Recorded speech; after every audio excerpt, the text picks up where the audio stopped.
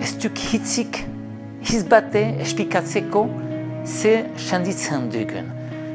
Sumataldiz tinaren elzia, zer da ez duk hitzik.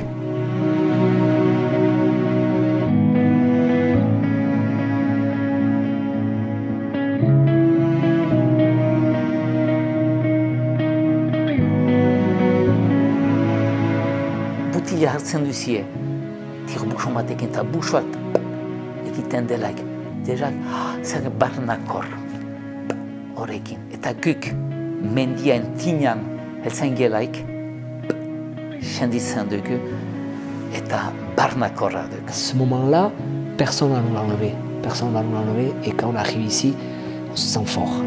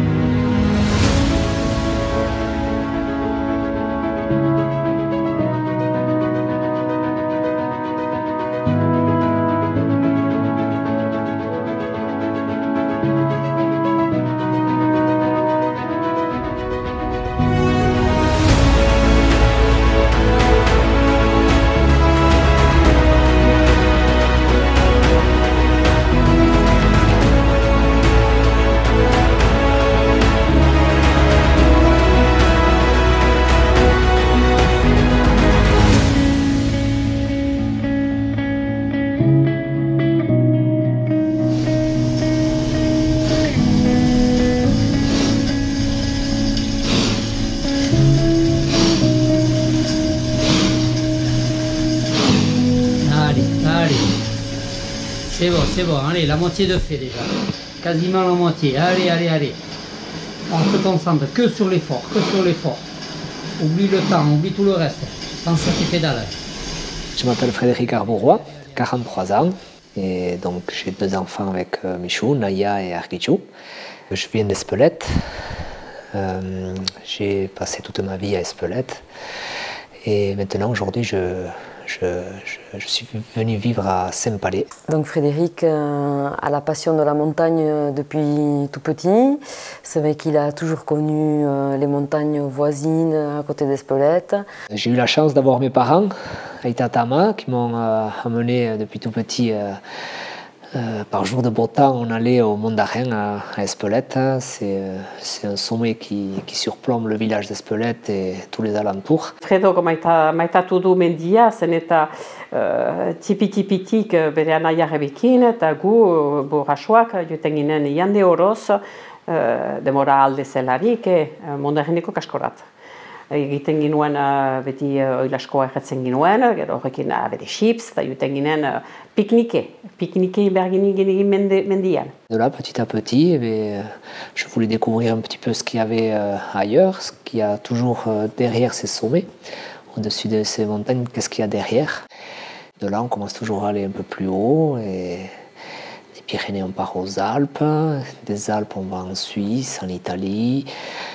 Voilà, on commence à découvrir ces hautes montagnes, et puis l'envie de découvrir cette haute montagne, voilà, pour savoir si je serais capable de monter un peu plus haut, toujours un peu plus haut. Et donc de là, on a fait pas mal d'expéditions en Amérique du Sud, le Pérou, la Bolivie, l'Équateur. Et donc voilà, c'est des sommets, voilà, ici Pyrénées c'est 3000, dans les Alpes c'est 4000, Amérique du Sud c'est 6000, voilà, donc tout se passait bien déjà dans ces altitudes-là, et maintenant, comme tout alpiniste, les hautes montagnes sont en Himalaya. Hein. Donc en 2004, on avait essayé déjà de conquérir le sommet de Shuoyu. On est là, oui, les 6, on ira au sommet les 6. Bilan des courses, personne ne va au sommet. Voilà. Ça ne se passe pas du tout comme prévu. Et voilà, on prend un mur, quoi, en fait. Voilà. On prend un mur et voilà. Bienvenue dans le monde des 8000. 8.000 baten gilikatzeko, berdik amini bat berdik prestistan eta berdik prestatzeko baduk bi manea. Bada lehena fizikoki eta bigarrena buiaikin. Il faut qu'il y ait des choses qui soient au niveau cérébral, qui soient quelque part calées dans la boîte. Et c'est ce truc-là qui va amener en haut, quoi. Mais celui-là, il se prépare 2 ans avant, 3 ans avant. C'est pas le jour 2, quoi. Tout ça, c'est quelque chose qui reste dans la tête, quoi. Buian balin baduk tranquilki fizikoki eginen duk. Mena buia prestatzia hoi beste gaiza batuk. Eta isatu diat, Jakes eta Fredoekin, olasek hanitz mintzatu gutzak gaiza hoiekin. C'est-à-dire que là, il nous disait, pour réussir un 8000, il faut qu'en bas, tout soit ouvert. Voilà, c'est-à-dire qu'il ne faut aucune retenue négative en bas. C'est-à-dire que tu as un entourage, tu as ta famille proche, tu as un travail, tu as un environnement, et toi, tu as ton projet. Voilà. Et toi, tu as ton projet qui compte énormément pour toi, mais qui ne peut aboutir que si tout suit, que si tout l'environnement suit. Et si tu es bon, si tu vas même plus loin, cet environnement, si tu arrives à bien l'expliquer et à bien le vivre, cet environnement même, il va te pousser à y aller.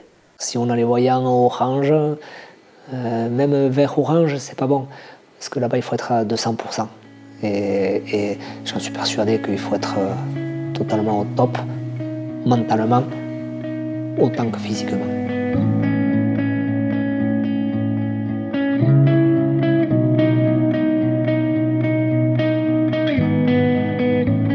Donc le Shoyu, pour l'expliquer, c'est le 6e plus haut sommet du monde. Donc c'est un 8201 mètres. Donc il faut savoir qu'il y a 14 sommets de plus de 8000 mètres dans le monde et ils se trouvent tous dans la chaîne himalayenne. Et pourquoi ce sommet? Techniquement c'est l'un des plus faciles aujourd'hui, entre guillemets, parce que ça reste toujours un 8000. Et un 8000, on sait que voilà, c'est pas facile d'avance. C'est Fredo qui relance l'idée, si on repartait au Shoyu. Voilà. Donc voilà, donc on est plusieurs à écouter son appel. Voilà, moi je lui dis ouais, ok, moi je suis partant. 14 ans sont passés entre 2004 et 2018, toujours avec mon ami Jakes. L'intention de repartir était toujours derrière la tête. Jakes qui initialement devait accompagner Fredo sur le Shoyu, parce qu'il était de l'expédition initiale en 2004. C'était un de ceux d'ailleurs qui était monté le plus haut. Il avait rebroussé chemin à 7800 mètres, juste sous la barre des 8000, à cause du mauvais temps. Donc Jakes devait l'accompagner. Et il a eu des contraintes professionnelles cette année qui ont fait qu'il n'a pas pu y aller. J'ai eu un gros souci au niveau de ma vie professionnelle. Et du coup, du jour au lendemain, qu'est-ce qui se passe? Du jour au lendemain, ce voyant-là, il passe au rouge vif. Et je peux pas... On a trop préparé avec Fredo depuis l'automne, depuis l'hiver. Et le printemps, on s'est trop préparé sur ce fondamental d'avoir tous les voyants au vert pour partir. Et pour réussir ce qu'on veut faire, et pour que ça se passe comme on veut que ça se passe, c'est-à-dire la chaille, et puis que ce soit un moment exceptionnel pour nous d'aller sur un 8000. Et on s'est préparé à ça, sauf que moi je ne me suis pas préparé à ce que justement ça ne se passe pas comme ça. Voilà.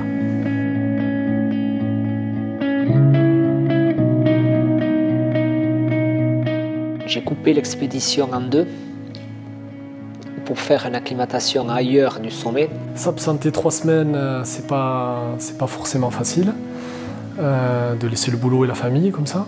Donc Shabina m'a encouragé à y aller. Et elle avait conscience comme moi que c'était une chance unique quoi, d'accompagner Fredo et puis de faire ce style de trek quoi, qu'on fait 1 ou 2 fois dans sa vie. Et puis c'est un cadeau qu'il m'a fait aussi de l'accompagner vers son projet de 8000. C'était vraiment motivant pour moi. Et d'accompagner mon meilleur ami au pied de son projet, je ne pouvais pas dire non.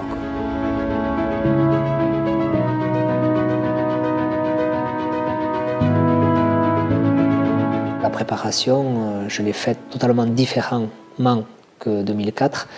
J'ai essayé de reproduire ce que j'allais avoir là-bas sur le Shoyu.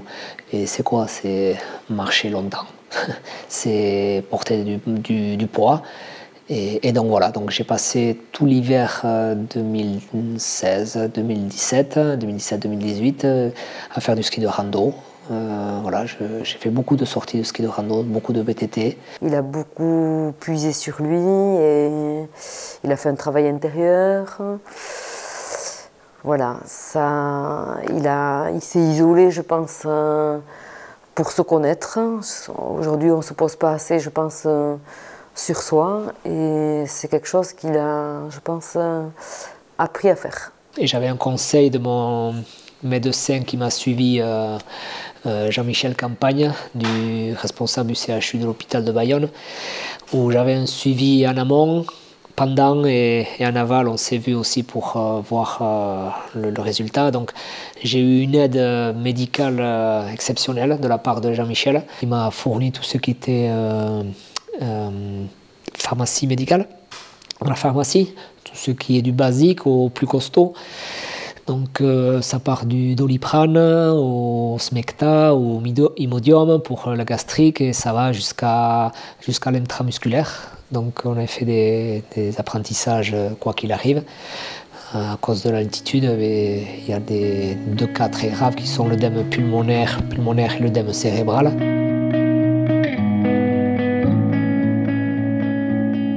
Et donc on part en trek, on est parti en trek donc au Ladakh les quatre, en préparation d'acclimatation pour Fredo, puisque le trek est, bon, aucun des quatre n'a été au Ladakh, mais la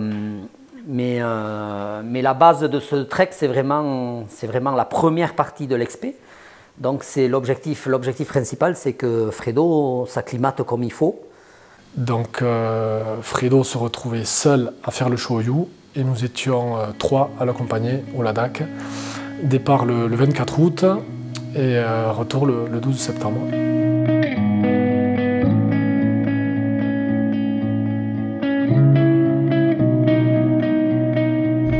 Allez, c'est parti! Oh, c'est parti! Yes! Et je sais pas si on va rester ordonné comme ça jusqu'au bout, mais ça c'est clean ça! Là, ça faisait 2 semaines que j'étais, voilà, je tenais pas en place. À la fois une excitation, une peur. Tout se mélangeait là-dedans, mais il fallait partir. J'étais comme un gamin, j'étais intenable. Quand je les ai vus arriver, j'étais très très content, j'étais déjà parti. J'attends depuis ce matin. Non, on va aller retour. Allez. Arrivé à l'aéroport, c'était magique, quoi. C'était presque, c'est inexplicable, je sais pas.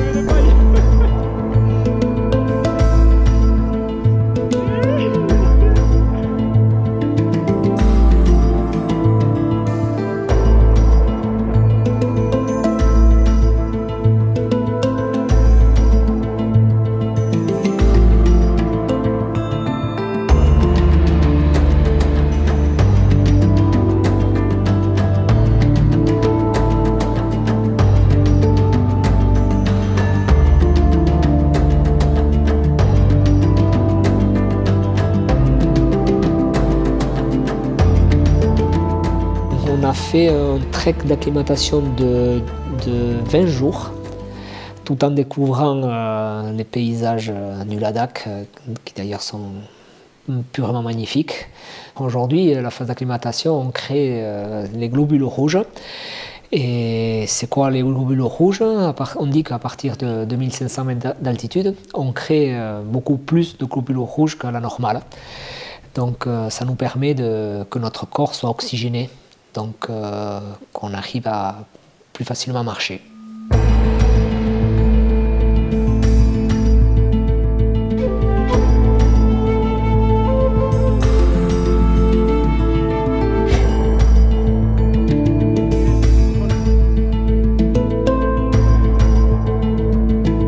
En fait, tout cet amalgame de de quasi 4 motivations différentes fait que le trek se passe idéalement.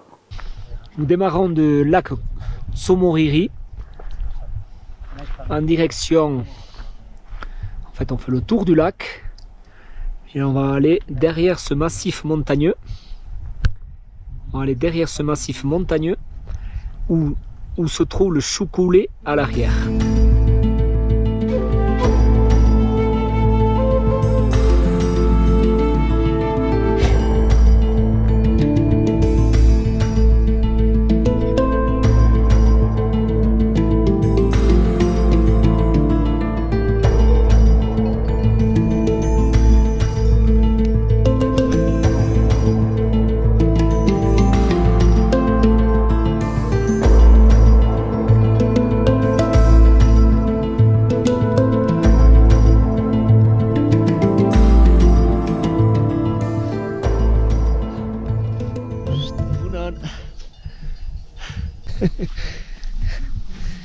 Jules, bien dormi. Un temps magnifique, il fait un peu froid. Ouais.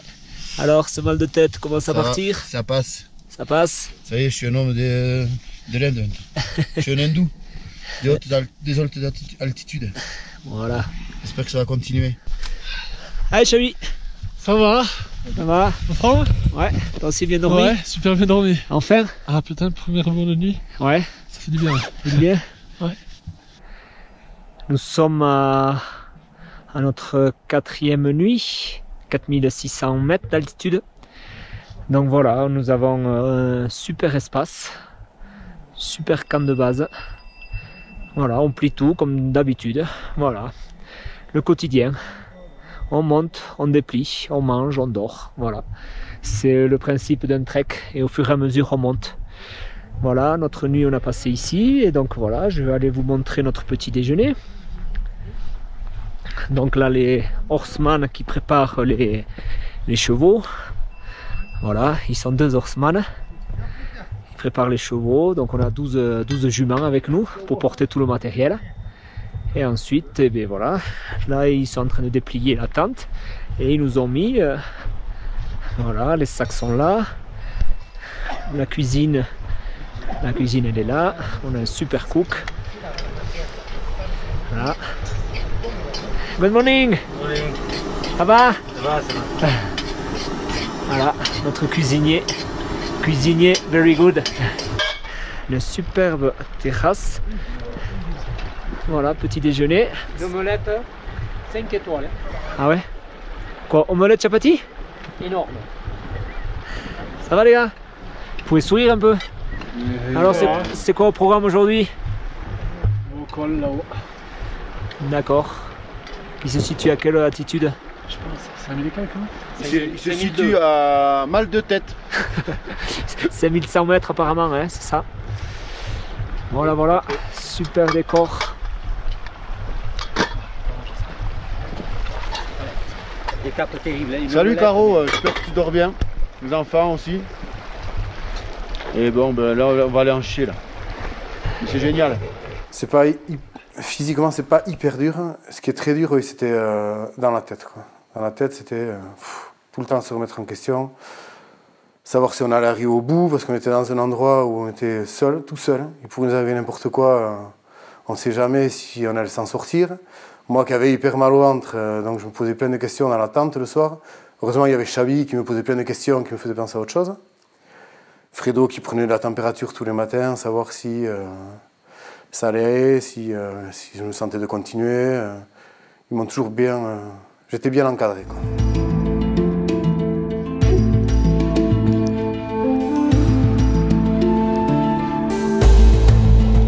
Et là on est dans les pénitents.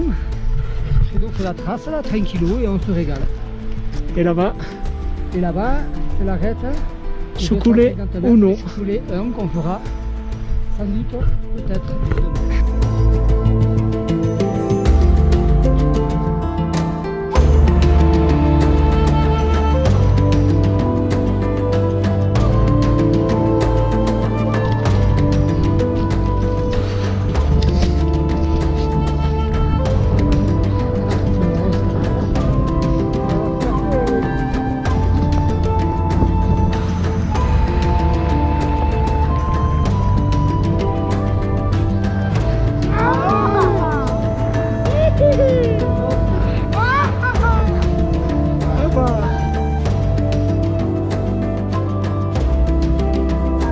De là, on a été passer la nuit à Yakesh, les 2 autres sont restés en bas et on a passé une nuit à 6000 mètres, donc ça c'était pour la suite. Parce que dans son programme d'acclimatation, il fallait qu'il passe une nuit à 6000 et puis bon, j'avais besoin de passer ce temps-là avec lui.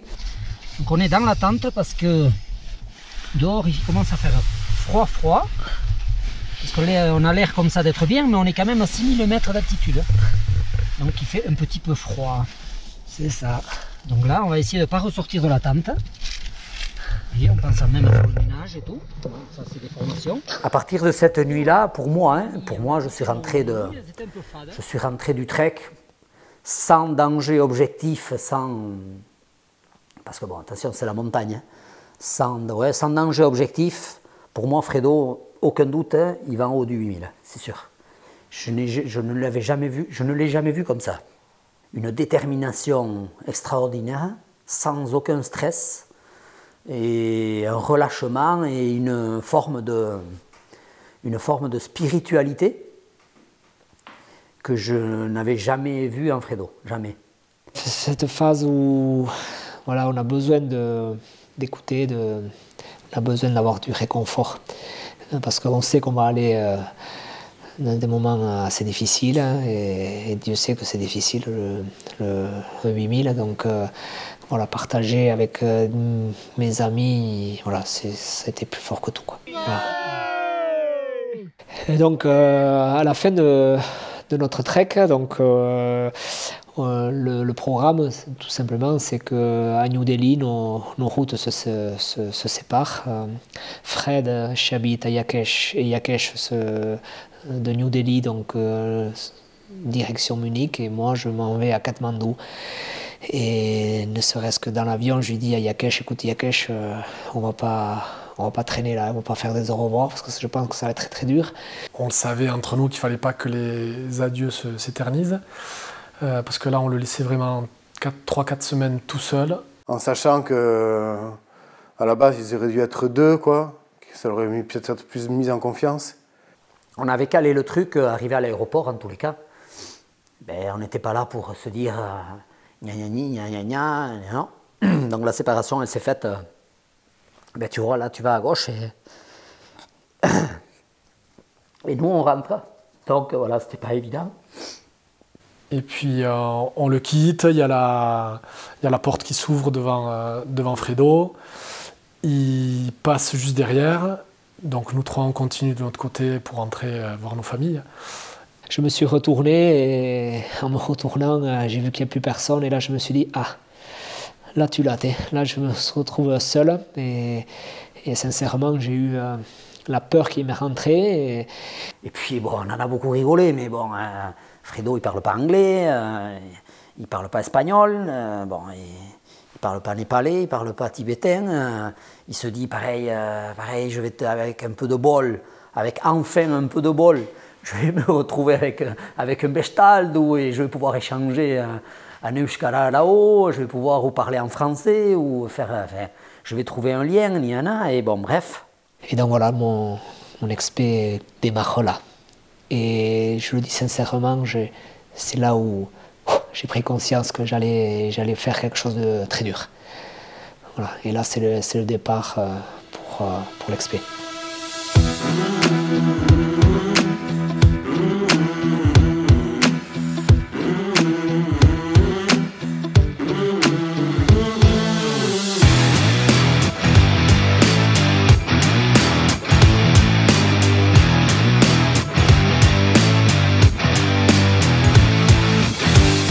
arriver à Katmandou, il faut le visa tibétain.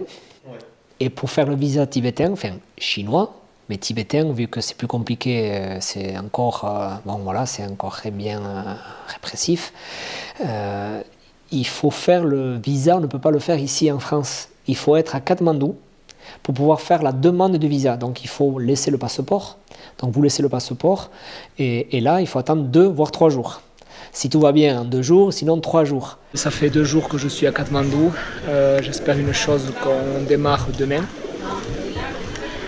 Donc nous attendons le visa. J'espère que le visa, si nous avons le visa aujourd'hui à 4 heures de l'après-midi, ben, ça fait que demain matin on va décoller à 5 heures.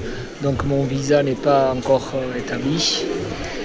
Et donc voilà, donc là ça fait que bien en attendant, mais je me promène. Et voilà, ben, c'est comme ça, hein. On ne va pas se prendre la tête, hein. Il faut être patient. Ça a été pour moi une difficulté supplémentaire. Que je savais, parce que je partais seul, mais voilà, je ne vais pas mettre de prétention, mais pour moi ça a été plus dur ça que, pas faire le sommet, mais si, un peu. Voilà, j'étais tellement concentré, mais seul, voilà, je voulais pas, moi, une chose, c'était, allez, dégage, enfin, va au camp de base, va faire ce que tu as à faire, tu sais ce que tu as à faire. Voilà, donc j'étais vraiment prêt.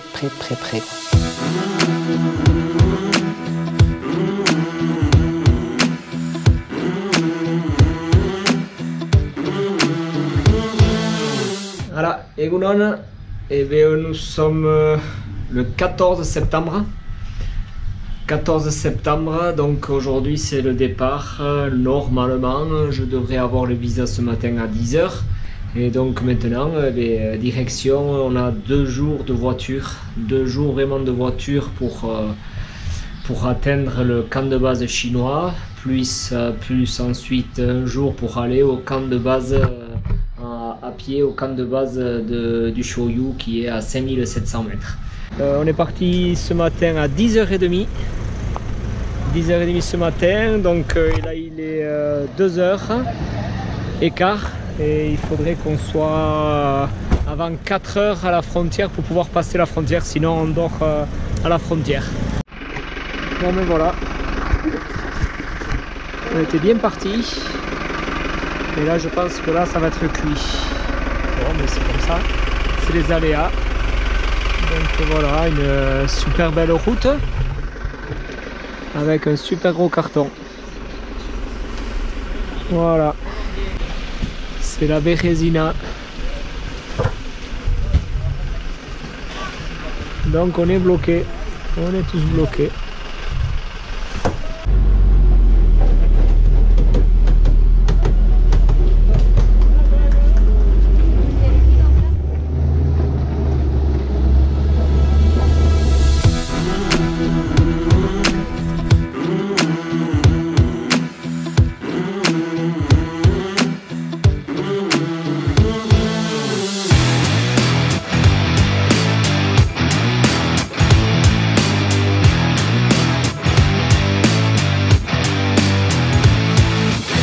On est au middle camp à 5000 combien 5300 mètres.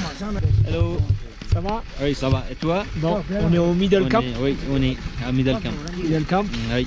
Là, on négocie là pour les yaks. Les yaks. Voilà. On attend un peu. Et puis après on y go. On prépare, après on marche. Là on avait à peu près, j'avais 400 mètres de dénivelé à faire et pas mal de kilomètres, je crois que j'avais 9 à 10 kilomètres de moraine à monter jusqu'au camp de base. Camp de base du Shoyu. Voilà. J'y suis. C'est pas un hôtel, c'est pas un refuge, ce n'est qu'un camp qui est juste monté pour la période d'ascension sous le Shoyu.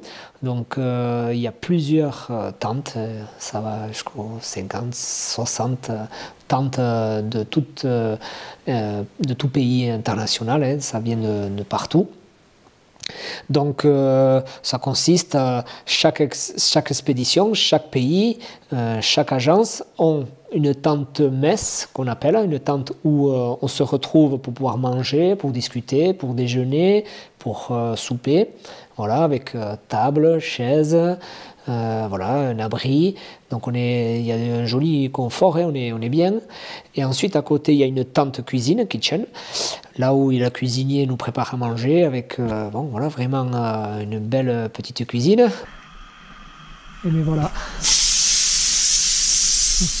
J'ai le privilège de venir manger avec les cuisiniers, avec Pemba, qui va me préparer les fameux ailerons de canard qui sont là, offerts par Alain et Sylvie Fourcade. Voilà. Et il va manger le dalbat. Dalbat. Non, le dalbat de riz lentilles, vraiment un repas traditionnel chez le Népalais. Et voici ici Nilma, Sherpa, very strong. Et donc voilà, kitchen, et puis chaque personne, chaque alpiniste a sa tente personnelle. Voilà, je me suis fait mon chez moi. Et Unon, voilà. Nous sommes le 18 septembre. Et donc ça fait le deuxième jour que je suis au camp de base, à 5700 mètres. Sigas sigari unchanais. Egia et sigari unchanais. Et là que je suis sout. Orduan. Hemen. Chartzea. Bai.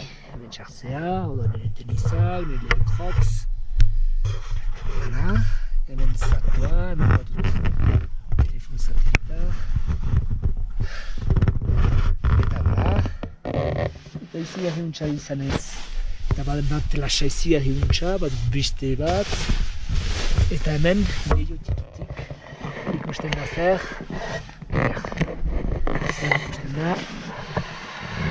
Ikusten da. Kaskoa, soiluren kaskoa. Il est au camp de base, il a pris la météo, il sait qu'il doit rester 4 jours ou 5 jours au camp de base, que la météo n'est pas favorable et qu'il faut qu'il attende, qu'il se repose, qu'il mange, qu'il reprenne le maximum de force, même si le camp de base est à 5007. Peko kampamentia duk gastuena. Zeren peko kampamentian izalaik aseikiz bere ahitatu dukan musiken behatzia, jakurtia edo lagunekin helestatzia, aseikiz. Ordin, kaji deuze gabe hiz. Eta buian nahasmahastutuk. Eta mento batez buia ordiak batuk. Ideiak beste gisa batez lantzantuk. Donc je vis une situation un peu délicate. Il y a mon Sherpa Dil qui est out. Donc déjà hier il n'était pas bien, il avait son oxymètre qui était à 54-55, donc c'est très grave, il faut descendre absolument. Il a quitté le camp ce matin, ça veut dire que pour lui c'est terminé. Si pour lui c'est terminé, moi je me retrouve sans Sherpa. Donc c'est un peu le petit problème que je rencontre aujourd'hui. À savoir qu'à ces altitudes-là, le moindre souci, le moindre petit souci peut, voilà, ça n'a que ça à penser, donc ça peut s'aggraver. C'est le premier moment clé. Le premier moment clé, c'est-à-dire quoi? Ça veut dire quoi? Ça veut dire qu'à ce moment-là, tu peux bâcher. Fredo, il peut bâcher à ce moment-là. C'est tellement plus simple. Alors tu peux imaginer, mais c'est quelque chose de réel parce que c'est des choses qui se sont produites. Moi, je connais des gens qui avaient des capacités physiques mais de dingo, qui ont été sur des 8000, et ils montent d'un camp à l'autre, et entre les deux camps, à un moment, ils s'arrêtent, demi-tour, en bas, qu'est-ce que je fous là, qu'est-ce que je branle là, et je me casse, j'ai rien à foutre là. Et qu'est-ce que c'est qui te fait? Ça veut dire quand même que c'est... voilà, ça demande quelque chose, quoi. C'est un engagement. Voilà, c'est un engagement. Sur la chèque du Kekbuyan, eta lagungua bezala, seginen da, emaztien, hauren, begiak, begitartiak, eta uste dut ezak lehen puntia dukek. Eta geho, sendituko duk lagunen indarra gibelin. Eta hoi zinez laguntzen dik. Ie proiekta duk, bena lagunek familia laguntzen dik. Eroi, uste diat lehen tersunetaik bat duk. C'était peut-être pas évident d'être positive aussi. Il fallait toujours que je sois un pilier entre mes filles et mon mari. Donc c'est vrai que j'ai puisé peut-être sur mes forces.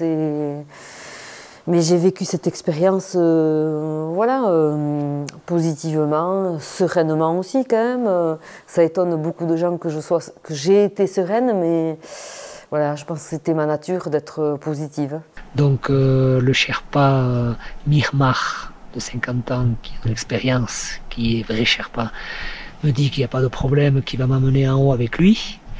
J'apprécie énormément son geste, mais moi je me retrouve sans Sherpa, donc j'ai confiance en lui. C'est pour ça que je vais m'accrocher certainement à lui. Mais le problème, c'est que il est pour les deux autres. Donc les deux autres, si tout va bien, nos problèmes, comme ils disent souvent, nos problèmes ici. Par contre, si un qui va pas, voilà, ça peut engendrer une situation qui peut se compliquer par la suite. Donc voilà la situation d'aujourd'hui. Donc je reste patient. J'ai que ça à faire de toute façon. Dans tous les cas, on est en phase d'acclimatation, toujours. Donc il s'agit qu'à partir de demain, je monte au camp 1. Ensuite du camp 1, je passe la nuit et si le temps permet, je vais essayer d'aller au camp 2. M'y approcher. Ensuite je vais redescendre, soit dormir au camp 1 ou redescendre au camp de base et ensuite me reposer, et si tout va bien, la semaine prochaine on entamerait l'ascension.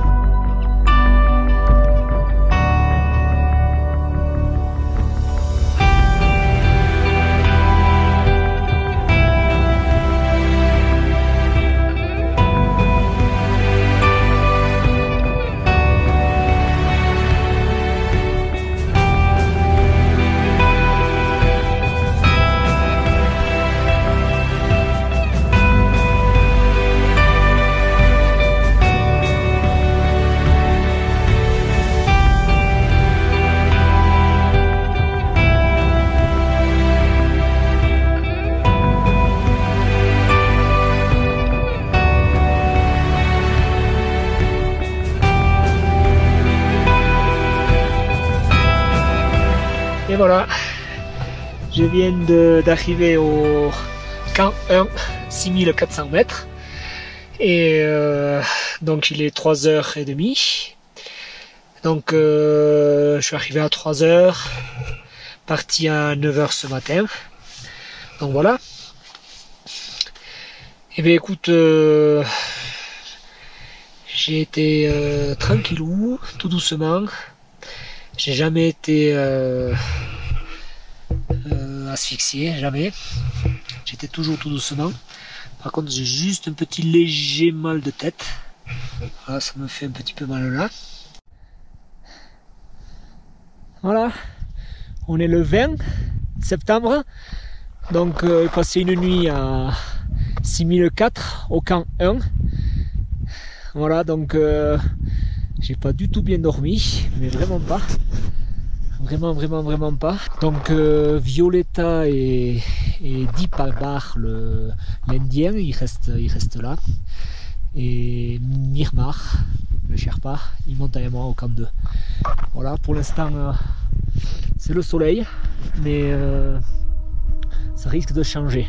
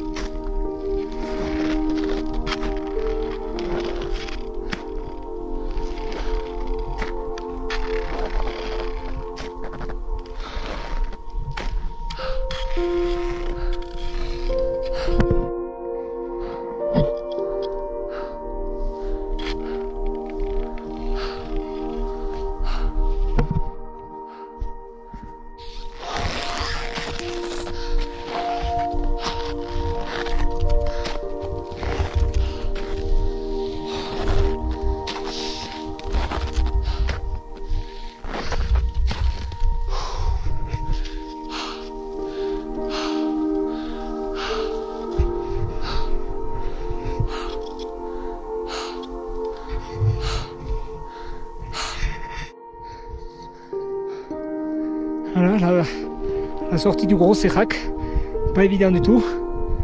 C'était bien raide. Ça fait mal aux cuisses. Et magnifique là. C'est toute une beauté. Et une partie qui descend là.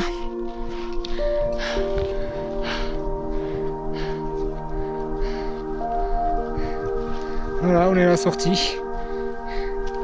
Magnifique. Magnifique. Et voilà, la sortie. Et de suite après, le sommet du Cho-Oyu. Voilà, le camp 2, il est 400 mètres plus haut. C'est pas fini encore. Donc voilà, juste quelques petites images de la fameuse sortie du Sérac. Magnifique. Voilà. J'en ai bien chié. Ouais. J'en ai bien chié. C'était bien dur. Allez, motive-toi Fredo. Il faut que j'y aille jusqu'au camp 2. Camp 2. Allez, lâchez pas. Oh. Namasté.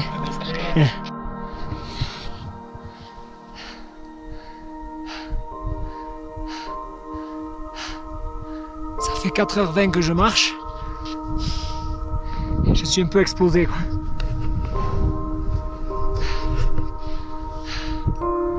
Oh, mais je viens de passer la barre des 7000. Bon, c'est déjà pas mal. Mais je suis explosé. Ah.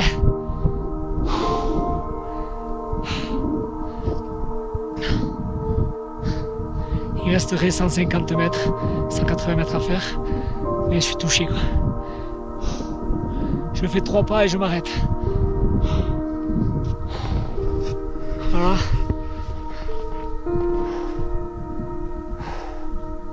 C'est dur.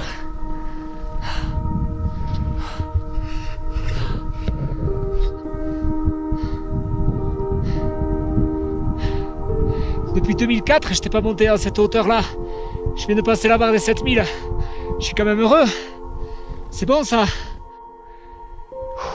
Camp 2. Camp 2 du Cho-Oyu. 7002. Voilà le Cho-Oyu, voilà la face. Donc voilà. Le campement 2. Maintenant je vais parler pour moi. Je suis fracassé. Voilà, j'en ai chié terrible les 200 derniers mètres. Donc il y avait à peine 6 km. 6 km, 5h15. J'ai mis 5h15 pour venir ici. Sachant que j'ai passé une nuit exécrable. J'ai fait chambre avec la macédonienne, Violetta, qui a passé la nuit en l'air. Donc elle a fait que bouger. Donc moi aussi, première nuit 6004 aussi, donc je vais être un petit peu secoué.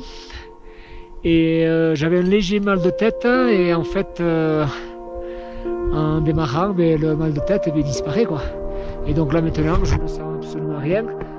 Je sais qu'en descendant là j'aurai un pet je pense, certainement même. Et puis voilà, donc je vais rester au camp 1, je vais dormir au camp 1 vu que j'en ai chié. C'était un pacte avec Yakesh, suivant comment j'étais ici au camp 2. Si j'étais bien, je descendais au camp de base. Si j'étais pas très bien, je restais une nuit de plus au camp 1. Alors voilà, on est redescendu du camp 2 avec Myrma. Et donc là, on fait une petite pause. Black tea. Thank you, merci beaucoup. Voilà. And back to in the ice hanging in the ridge before the ice hanging, and back to in the camp 2. Merci beaucoup. Ok. Et donc, je vais traduire si vous n'avez pas compris. Donc, je suis hyper content d'être avec Irma, très très heureux parce qu'il est gaillard, très fort, very strong. Et me too. Ok. Oh sorry. Yes. Me too. Ok. Et puis ça me met en confiance. Thank you.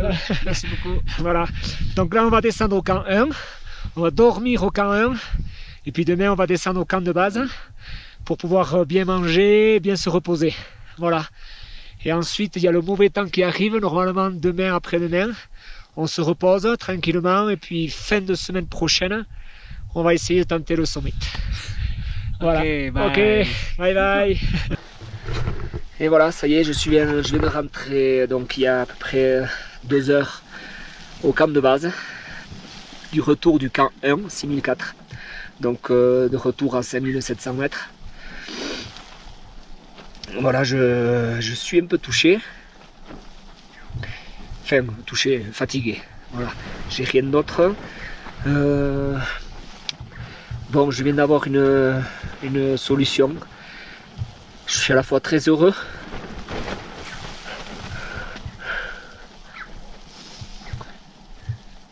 C'est dur. Je suis content.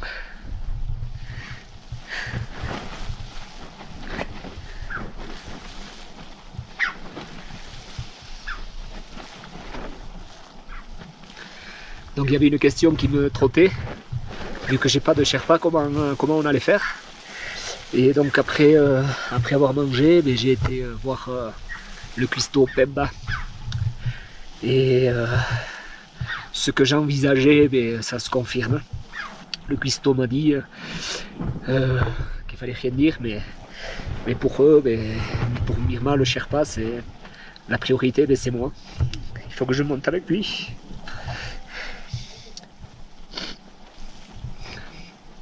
Tout se passe pour le mieux. Voilà. Je suis redescendu du camp 2 de 7000 mètres, 7200 mètres, donc je me sens bien. J'ai aucun symptôme, donc j'avais plus que le problème du Sherpa à résoudre. Et voilà, ça y est, il est 2 heures, le 21, et voilà, grâce au cuistot, mais voilà, ça a l'air d'être résolu. Bon, allez, maintenant je vais me reposer pendant 3-4 jours.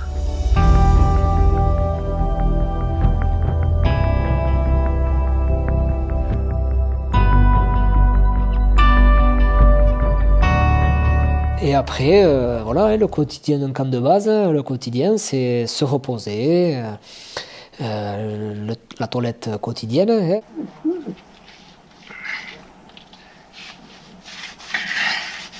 Ah, comme à l'époque. Hein. Voilà. Allez, maintenant, je vais faire la partie basse. Mais je vais vous laisser. Ciao, ciao. Et bonjour. Bonjour, ça va bien? Mirma, ça va? Oui, oui. Et ici, Pemba, the kitchen good. Ça va? Ouais, bien. Ah oui, il commence à parler français. Voilà. On va filmer l'intérieur. Good morning. Good morning. Je vous présente Mirma, Dipankar. From India. Voilà, from India. Yeah. Et Kaisho. Ignacio de Pamplona, Iruña. Iruña. Jule, Dorje. Yeah, ok. Voilà. Voilà, ça c'est les aides cuistots, aides cuisiniers. C'est eux qui font des allers-retours avec les bouteilles d'eau, avec les bidons d'eau. Ils en font des voyages. Hello.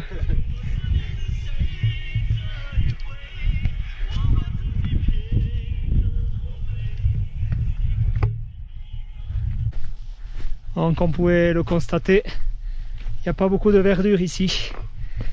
Et le vert de Scaleri me manque un peu quand même. Et voilà. C'est un peu dur, mais c'est comme ça. Et bien voilà. La source, elle est là.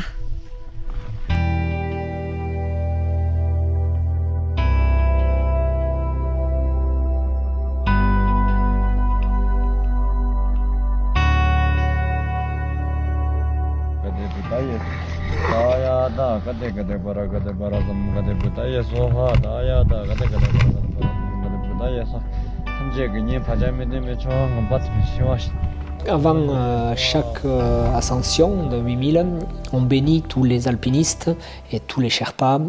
Et donc cette prière, on l'a fait avant d'entamer le sommet. C'est un passage obligé, même qu'on croit ou ne qu'on croit pas, mais voilà, c'était important pour moi aussi. Et voilà, c'est la fameuse puja. Voilà, c'est parti pour 5 jours d'ascension. du Shōyu. Voilà, en contrebas, vous voyez notre camp de base. Là, donc on monte par là, tac, tac, tac. Là, on va ici, là, à droite, jusqu'ici. Donc là, il y a une bonne partie de moraine empierrée. Et ensuite, on monte au camp 1 qui se trouve là. Donc voilà, moi, ça fait 1 heure que je suis là. Donc, première étape accomplie. Nous avons une vue exceptionnelle, exceptionnelle, exceptionnelle. Voilà. Et le sommet du Shōyu. J'ai un petit peu de chance. Ils annoncent beau temps jusqu'à vendredi. Ciao. Ciao, ciao. Voilà.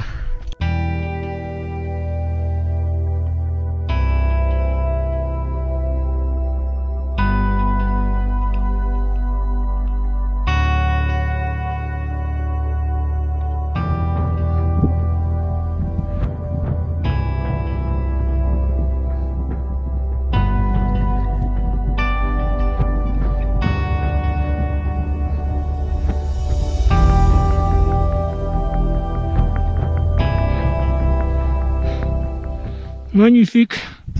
Je suis à la fameuse bord des Séracs.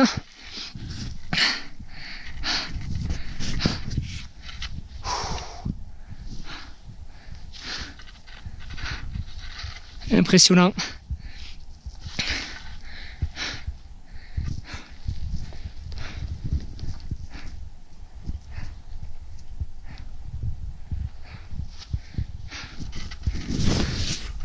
Allez, on va faire un petit selfie, quand même. J'y suis là. Hein? Ouh, ça brûle les jambes, hein? Même si je suis déjà venu une première fois.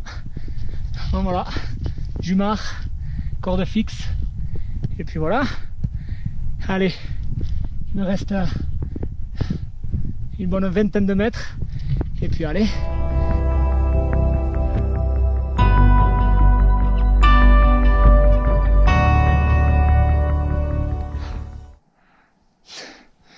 Donc ça c'est la deuxième partie après le gros sérac.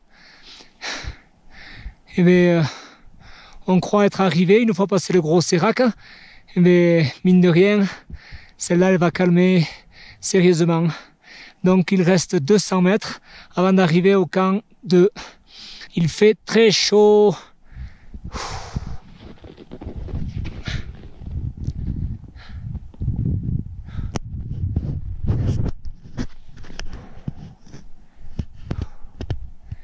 Il fait très chaud.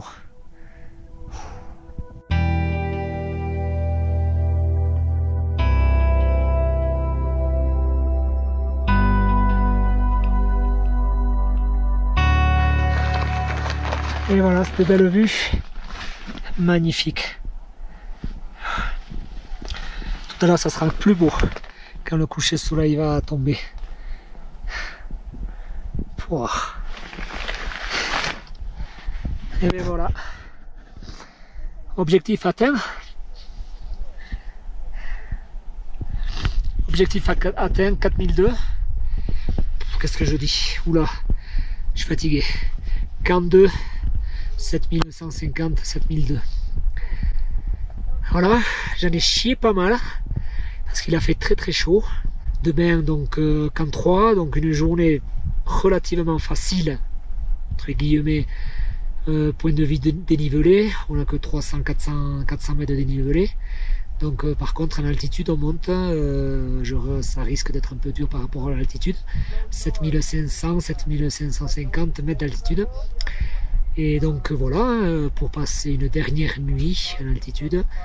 Et puis on verra. On verra. On va pas se projeter. Jour après jour, ici et maintenant.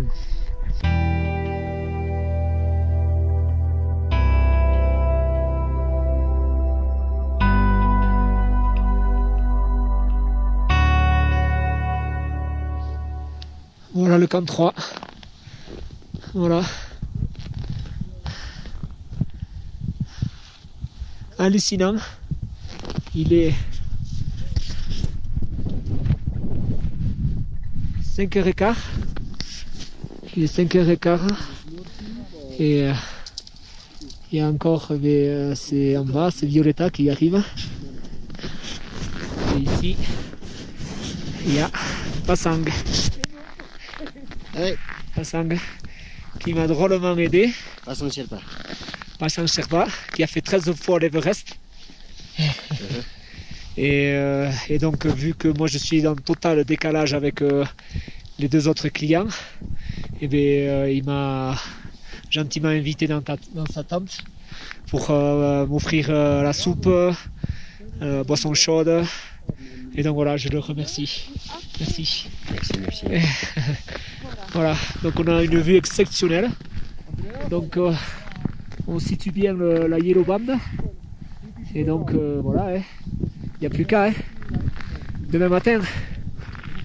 La limite de la haute montagne, la fameuse zone de la mort, elle se situe donc à 7005. À 7005. Au-delà, un corps ne peut pas rester plus de 24 heures.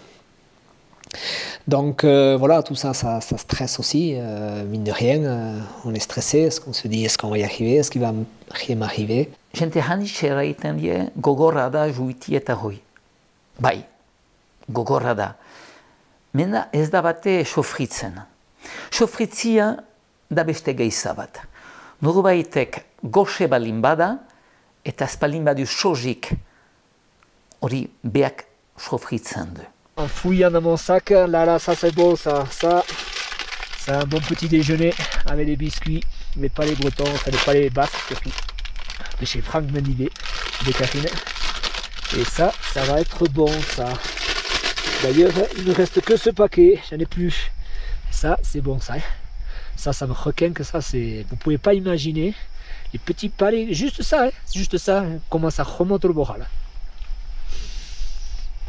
Donc aujourd'hui, techniquement, monter un 8000 avec oxygène, donc c'est tout simplement une bouteille d'oxygène que nous gardons à l'intérieur de notre sac à dos, avec un tuyau qui part du sac et avec un masque. Donc on est alimenté d'oxy dans notre corps. Je ne critique personne par rapport à ça, prendre ou pas prendre l'oxygène. Moi, je suis habitué à avoir fait de la montagne au plus simplement possible, au plus naturellement possible, le plus naturellement possible. Donc pour moi c'est une éthique. Mais aujourd'hui faire un 8000 avec oxy, c'est comme si on faisait un sommet de 6005 à 7000 mètres d'altitude. Donc ça n'a plus rien à voir.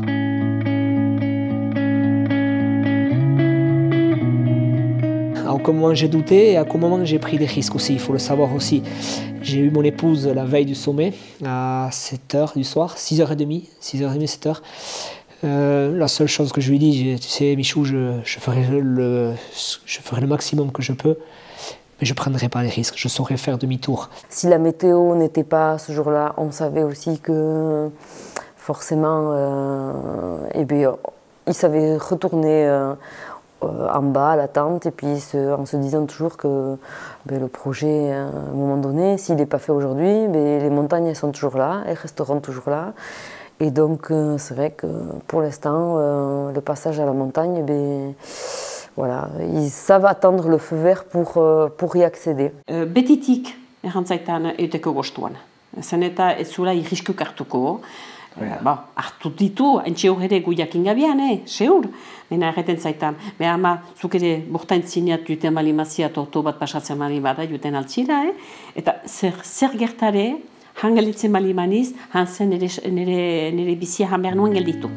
Eta hoi haitzen duzularik, eta bon. Il me restait 700 mètres à faire. Voilà. Du camp 3 au sommet, il reste 700 mètres.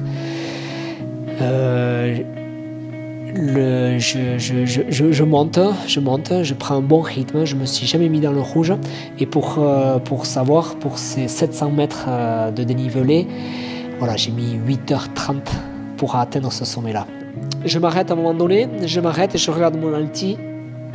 Je vois 8056. Et là, ça a été... je me dis, c'est bon, je viens d'atteindre la fameuse barre des 8000. Et voilà, Ça y est, j'y suis. Malheureusement, les conditions sont un petit peu bouchées et je me retrouve tout seul à 8002. Voilà. Là-bas, c'est un peu dégagé. Et bon, voilà, c'est la preuve comme quoi je suis à 8201 mètres. Michou reçoit un coup de fil de Fredo au sommet et je suis de suite averti qu'il est en haut du Chouyou. On est resté au téléphone 5 minutes ensemble. Et là, j'ai quand même essayé de couper court. Je ne voulais pas l'épuiser, je ne voulais pas te poser beaucoup de questions. La seule chose qu'il nous a dit, c'est qu'il m'a dit au téléphone, Michou, je ne vois pas l'Everest derrière. Apparemment, quand on est au Chouyou, si on veut valider le sommet, c'est de voir l'Everest derrière soi. Voilà, ça rentre un peu, ça ressort. Et voilà, je suis hyper content. Izigarriko Gaiza bat. Izigarriko Gaiza bat zeren beak bere ametsa behitzen, ametsa bilakatu zen hereditateai.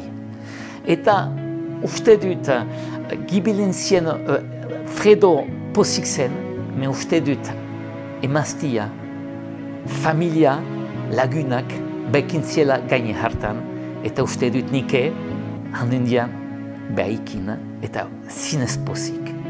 Pentsatzen nik idera inentzila. Bon, espantu gabe, marana inentzila. No apito bildoko zela, seu gere. Donc j'ai juste un petit message à faire à ma petite famille, sans qui je n'aurais jamais pu être ici. Voilà, je vous remercie. C'est grâce à vous que je réussis à monter jusqu'ici. C'est un peu le beau temps, mais ça caille quand même. Hein. J'ai une moustache là un peu glacée. Un petit message. Je vous aime. Ensuite, je vais profiter pour faire d'autres petits coucous.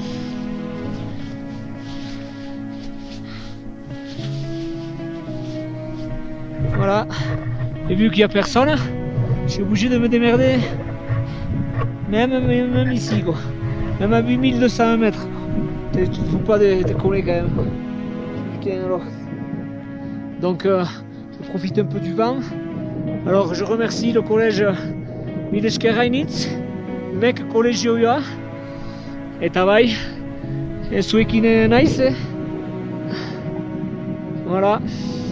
Parte bat hartu dugu elgarrekin, aintzinetik, eta gero, bon, mentuan zaila zen, zenta nuen atxulituki konzentratu izan, eta gero, bai, sartuko digirarik, erakutsiko dut nola pasatu dutena. Eta bara, eta Mileške Rainitz, deneri, bai badut jausteat. Kaskoa egina da, berean, hala, piskadatak itua naiz gainera. Bekonte naiz, ez da altsatzen, nomaia da. Normalez, hemendik oiti, hemendik ikusten da Everest. Eta hemendik erraiten dugu, egin dugula Chouyou edo ez. Oaitio uste naiz, adio!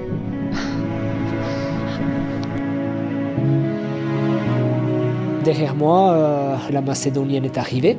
On se prend en photo, les deux, et on redescend ensemble. Parce qu'il faut savoir que les 3/4 des accidents en montagne se font en descendant. On laisse toute notre énergie pour pouvoir monter, on reste concentré.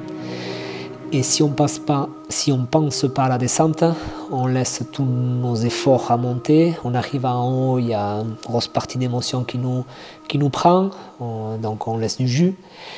Et on se laisse aller. Et en descendant, une mauvaise manip avec une corde, en descendant un rappel, c'est là où arrivent les accidents. Donc c'est pour ça que je dis le sommet ne se fait que en bas, il est validé en bas. Quand il était au sommet, il me dit bon, Michou, maintenant, j'en ai pour 3 ou 4 heures en descendant. Et moi, voilà, mes 3 et 4 heures, je regardais constamment la montre. Donc pour moi, 3 ou 4 heures, c'était 14h30, 15h maxi au camp 2. Et bien là, mystère, on a dépassé la barrière horaire qui était de 15h, 15h15, 15h30. Et là, Diakesh, il m'envoie plus de textos, il m'appelle. Et là, je trouve bizarre, je prends le téléphone et Diakesh s'inquiète lui aussi. Et il me dit, là, Michou, c'est bizarre, il y a quelque chose qui se passe. Et moi, je connais évidemment Fredo par cœur, donc je connais son aptitude à descendre rapidement. Donc quand Fredo a un truc comme ça en tête, moi-même dans ma tête, je me disais, oui, bon, dans 1h30, il est en bas. Mais je me suis retrouvé avec donc, cette Macédonienne qui était avec moi. Et les passages de rappel, je l'avais devant moi. Donc en tout, il y a 4 rappels. Donc les rappels, qu'est-ce que c'est? C'est voilà, la corde, on met nos son 8 et on descend avec une corde parce que c'est raide, donc on descend en rappel. Et donc j'ai mis un peu de temps, je suis arrivé au camp 3, j'ai eu un gros coup de mou, j'ai eu une baisse.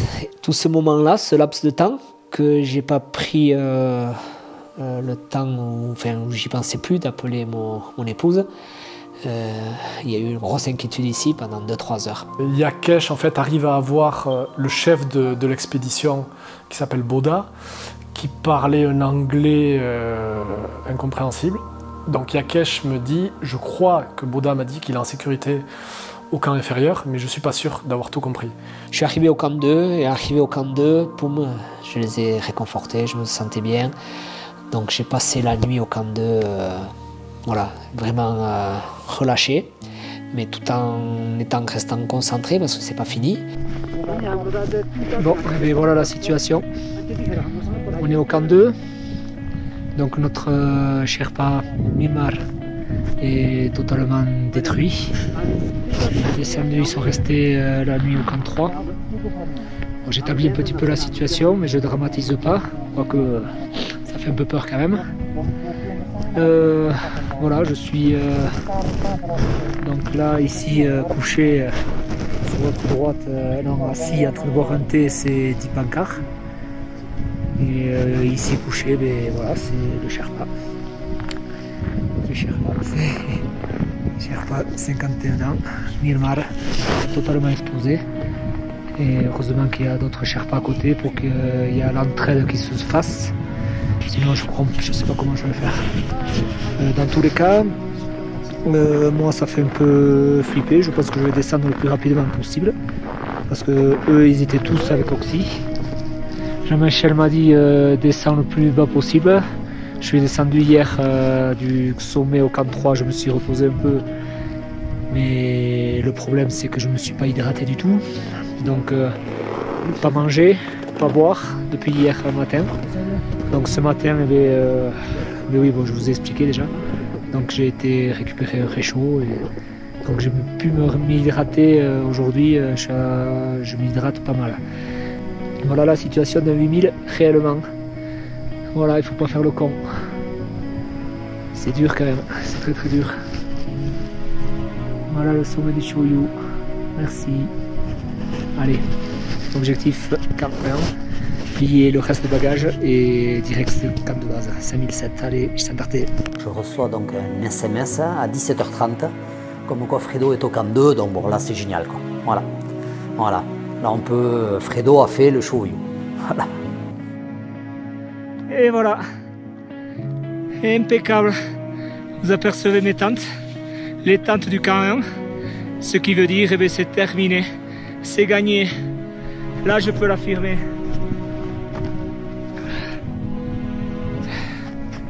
Aupani, merci à tous.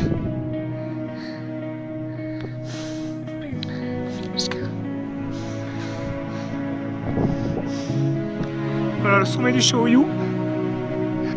Maintenant je peux le dire. Aupa. Youhou! Ça fait du bien. Ça fait du bien. Sincèrement.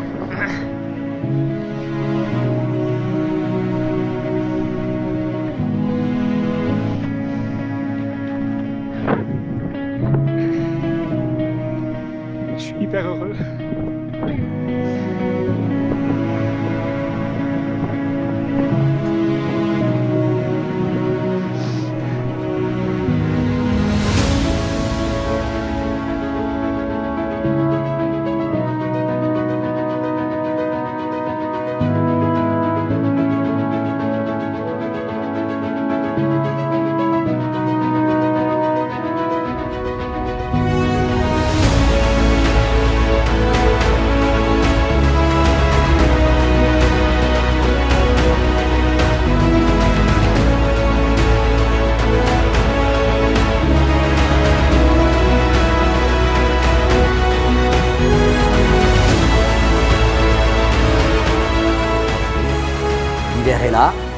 La neige est tombée, Fredo.